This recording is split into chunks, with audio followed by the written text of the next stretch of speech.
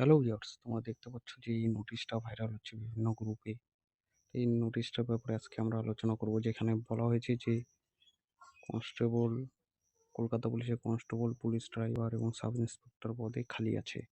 Constable পদে খালি আছে 10,401টা, ড্রাইভার পদে খালি আছে 666টা এবং সাব ইন্সপেক্টর পদে খালি আছে 673টা।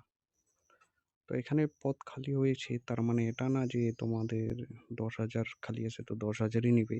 তো এখানে 2 ভাগ 3 ভাগ করে নিতে পারে।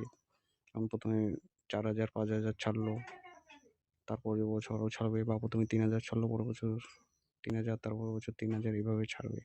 তো একবারে এতগুলো আসবে না, কম কম করে আসবে। তো মোটমাট কথা হচ্ছে ভ্যাকেন্সি আসতেছে, ভালো একটা ভ্যাকেন্সি আসবে। তোমরা সবাই পড়াশোনা শুরু করে দাও। আর এই নোটিশটা অথেন্টিক সম্পূর্ণ, মানে সব অফিসিয়াল সিল আছে। তো দেরি না করে যারা পড়াশোনা এখনো শুরু করোনি তারা ফটাফট পড়াশোনা শুরু করে দাও। তো আজকে ভিডিওটা এটাই, আমি বেশি বড় বানাচ্ছি না। আর তোমাদের যে ওয়েটিং আছে ডব্লিউবিপি পুলিশের রেজাল্টটা, ওটাও খুব তাড়াতাড়ি দিয়ে দিবে। কিন্তু এবার কিন্তু আগের সরকারের মতো পরীক্ষা লেট হবে না, এবার কিন্তু পরীক্ষা খুবই স্পিডি হবে।